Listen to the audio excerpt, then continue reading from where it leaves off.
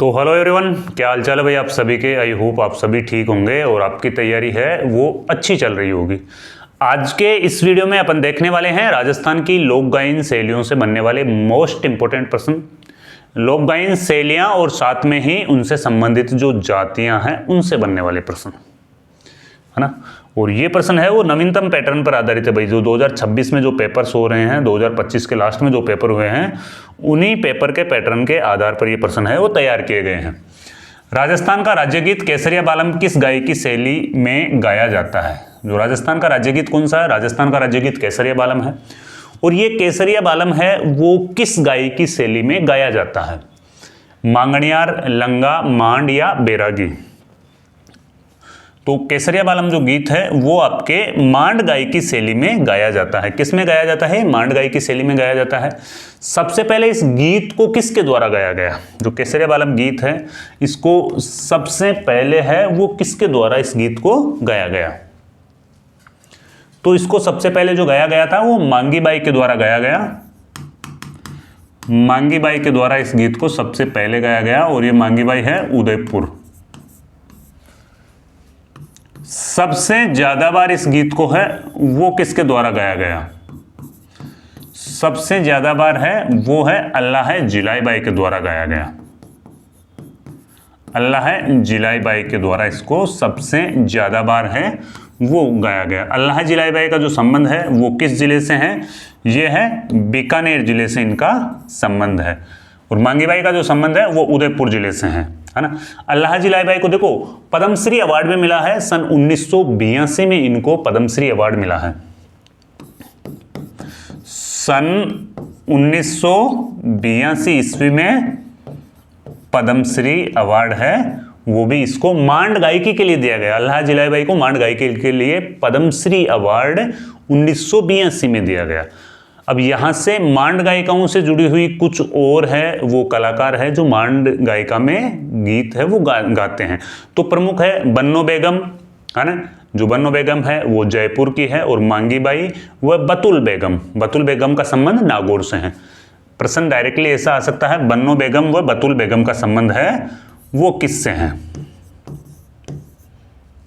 बन्नो बेगम व बतुल बेगम। तो ये भी क्या है? मांड गायिकाएं हैं। बन्नो बेगम व बतुल बेगम है, ये भी मांड गायिकाएं हैं। इस चीज को विशेष ध्यान रखना भाई।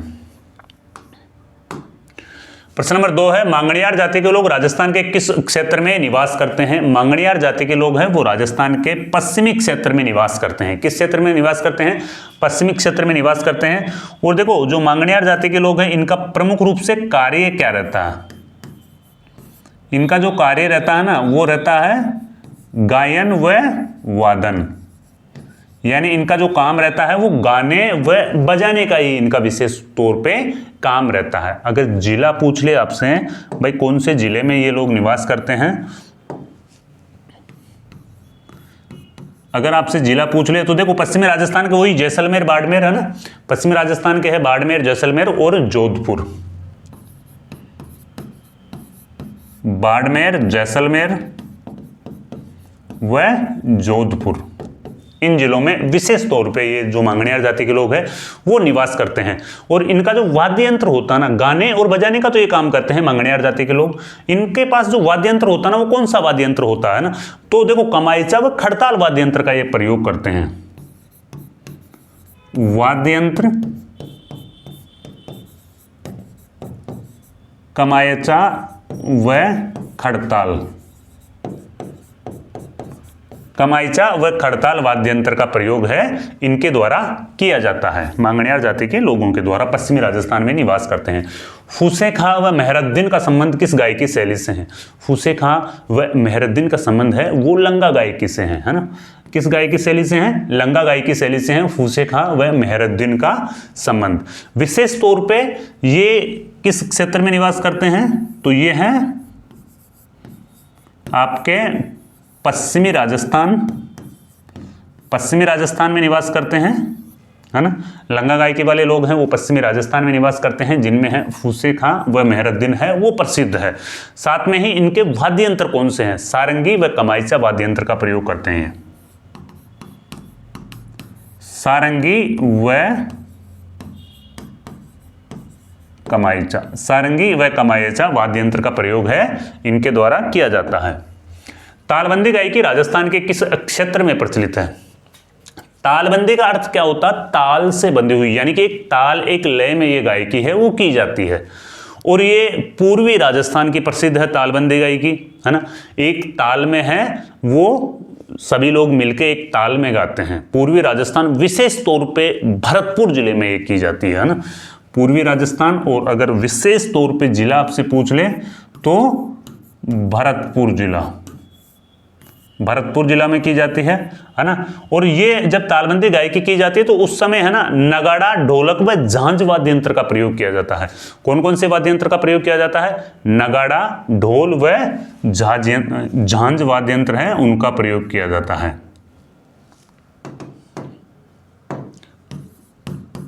नगाड़ा, ढोल व झांझ वाद्य यंत्र का प्रयोग विशेष तौर पे किया जाता है, विशेष तौर पे है वो नगाड़े के साथ में ये तालबंदी गायकी है वो की जाती है। राजस्थान में किस जाति का प्रमुख कार्य अपने यजमानों की वंशावलियां लिखना है। अपने यजमानों की वंशावलियां लिखना राजस्थान की किस जाति का प्रमुख कार्य है। किसका प्रमुख कार्य है भाई, भाट जाति का प्रमुख कार्य है वो अपने यजमानों की वंशावलियां लिखना है ना। काफ़ी पुराने ज़माने से ये जाति है वो वंशावलियां लिखने का काम है कर रही है। तो इसका जो राइट आंसर होगा वो होगा ऑप्शन नंबर डी, है ना। भाटों को देखो जीवित इतिहासकार भी इनको कहा जाता है। भाटों को किस नाम से जाना जाता है, भाटों को जीवित इतिहासकार कहा जाता है। जीवित इतिहासकार,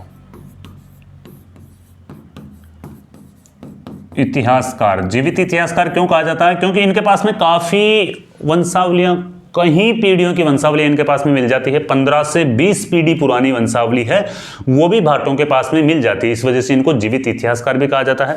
भाट भी प्रमुख रूप से 2 श्रेणियों में होते हैं, है ना। पहले भाट तो होते हैं जो वंशावलियां लिखने का काम करते हैं, और दूसरे भाट एक और होते हैं जो कठपुतली कला का काम करते हैं, है ना।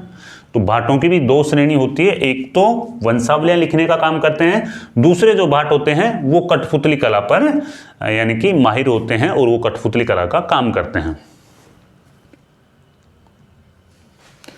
राजस्थान में लोक देवताओं की फड़ वाचन का कार्य प्रमुख रूप से किस जाति के लोगों के द्वारा किया जाता है। जो फड़ वाचन का कार्य है वो प्रमुख रूप से किस जाति के लोगों के द्वारा किया जाता है, तो यह है भोपा जाति के लोगों के द्वारा प्रमुख रूप से फड़ वाचन का कार्य है वो किया जाता है ना। और देखो सबसे बड़ी फड़ व सबसे छोटी फड़, डायरेक्टली प्रश्न एग्जाम में आता है।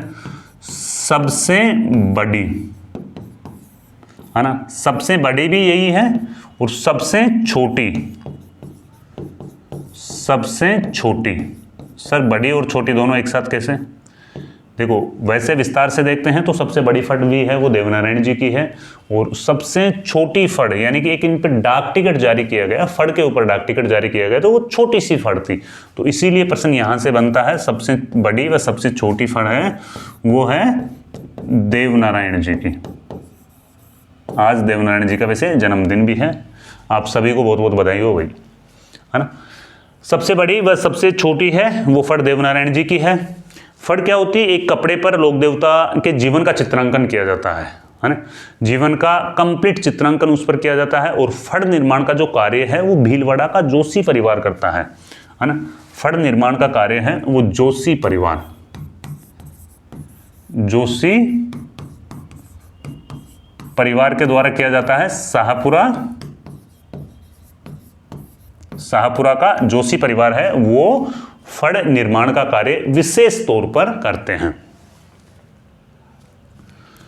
रामदेव जी के भोपे फड़ वाचन करते समय किस वाद्य यंत्र का प्रयोग करते हैं, तो रामदेव जी के भोपे जब फड़ वाद्य यंत्र हैं वो है रावण हत्ता वाद्य यंत्र का प्रयोग है वो किया जाता है रामदेव जी के भोपों के द्वारा। जब फड़ का वाचन करते हैं तो रावण हत्ता वाद्य यंत्र का प्रयोग है वो किया जाता है ना। देखो सबसे लोकप्रिय फड़ अगर पूछे तो सबसे लोकप्रिय फड़ तो पाबूजी की फड़ है ना। सबसे लोकप्रिय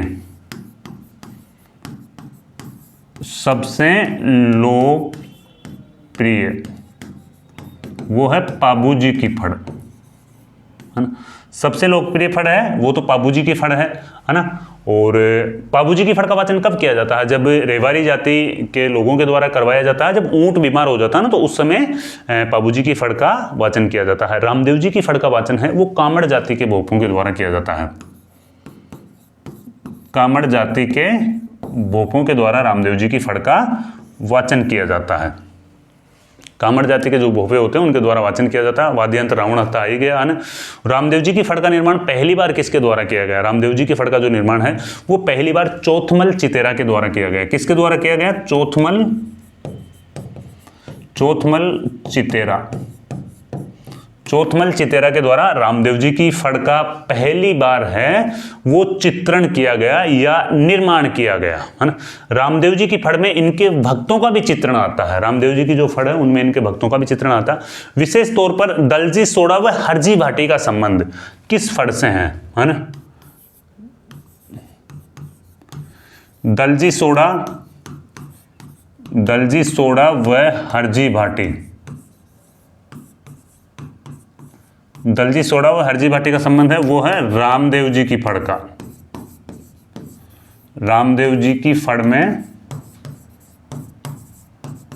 में चित्रांकन है इनका। चित्रांकन क्यों है? क्योंकि ये रामदेव जी के भक्त थे है ना। तो दलजी सोडा व हरजी भाटी का संबंध है वो रामदेव जी की फड़ से है। रामदेव जी की फड़ में इनका प्रमुख रूप से चित्रांकन है। राजस्थान के पश्चिमी भाग में निवास करने वाली जाति डोम किस जाति का उपवंश मानी जाती है जी? जो डोम है ना ये भाटों के ही उपवंश माने जाते हैं ना। डोम जाति है वो भाट जाति के उपवंश माने जाते हैं। और राजपूतों के जो भाट होते हैं उनको बड़वा कहा जाता है।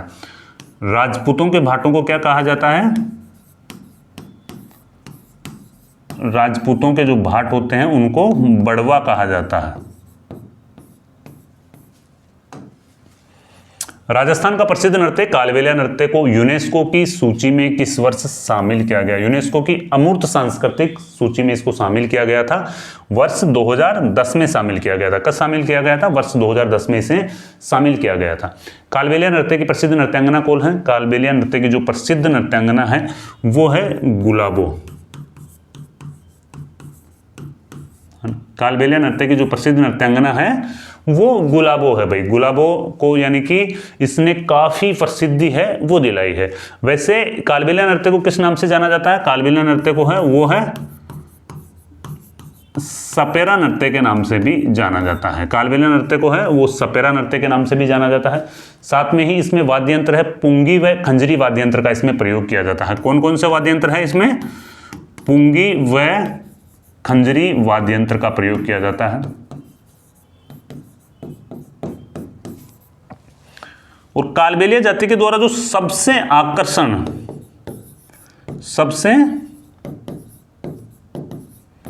आकर्षक नृत्य जो किया जाता है ना, कालबेलिया जाति के द्वारा सबसे आकर्षक नृत्य कौन सा किया जाता है? वो किया जाता है संकरिया नृत्य।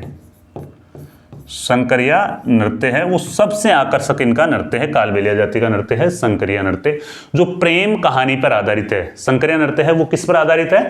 प्रेम कहानी पर आधारित है संकरिया नृत्य। राजस्थान में निवास करने वाली जाति जो कठपुतली कला का प्रदर्शन कर अपनी आजीविका कमाती है। कठपुतली कला का प्रदर्शन कर अपनी आजीविका कमाती है।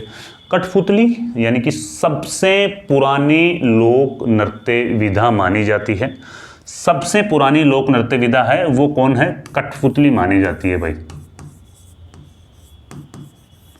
कठपुतली इसका मतलब क्या होता है? कठ यानी कि काठ यानी लकड़ी।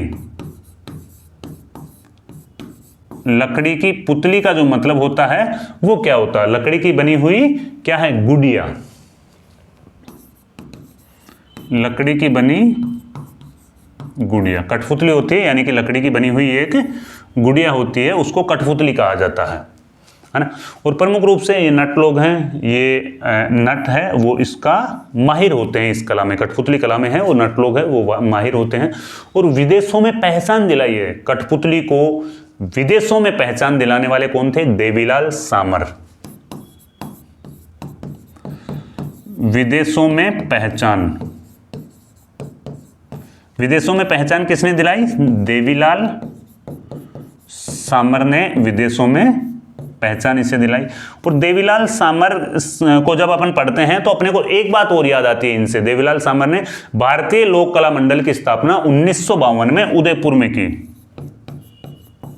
भारतीय लोक कला मंडल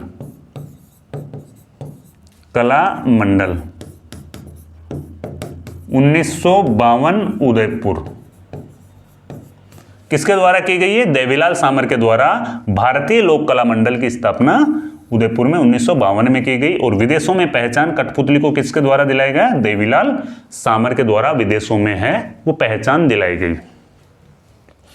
शेखावटी क्षेत्र में शादी विवाह व मांगलिक अवसरों पर सहनाई व नगाड़ा वादन का कार्य किस जाति के लोगों के द्वारा किया जाता है? ये देखो, राणा जाति के लोगों के द्वारा किया जाता है। किन के द्वारा किया जाता है? राणा जाति के लोगों के द्वारा किया जाता है ना। और ये ढोली जाति का एक गोत्र होता है राणा, है ना। किसका गोत्र होता है? ढोली जाति का एक गोत्र होता है जो पुराने समय में क्या है? रणभेरी। अब ये रणभेरी क्या होती है? जब युद्ध पे जाते थे, युद्ध की शुरुआत होती थी तो उस समय रणभेरी बजाई जाती थी। तो पुराने समय में रणभेरी बजाने का काम करते थे ये, रणभेरी बजाने का काम करते थे, इसीलिए इनको राणा कहा जाने लगा। आज के समय में ये शादी विवाह मांगलिक अवसरों पर है वो सहनाई व नगाड़ा बजाते हैं, है ना। ठीक है ना, आज के समय में ढोल नगाड़ा सहनाई ये बजाते हैं ये। तो राजस्थान की यानी कि जो जातियां थी, जो संगीतजीवी जातियां थी, उनसे संबंधित अपन ने ये कुछ इंपॉर्टेंट पर्सन है, इंपॉर्टेंट फैक्ट्स है इस वीडियो में देखे। अगर आपको वीडियो अच्छा लगा हो तो इसे शेयर वगैरह जरूर करो, है ना। और नेक्स्ट वीडियो अपन जो टॉपिक वाइज टेस्ट हैं ये चला रहे हैं अपन, नेक्स्ट वीडियो भी है वो नेक्स्ट राजस्थान की कला संस्कृति के किसी विशेष टॉपिक के ऊपर ही लाने वाले हैं, जिसकी विशेषता ये रहेगी कि भाई नवीनतम पैटर्न पर आधारित सारे प्रश्न होंगे। तो 2026 वाला पैटर्न है ना, उसी पैटर्न के आधार पर ये प्रश्न आपको देखने को मिलेंगे। ठीक है तो भाई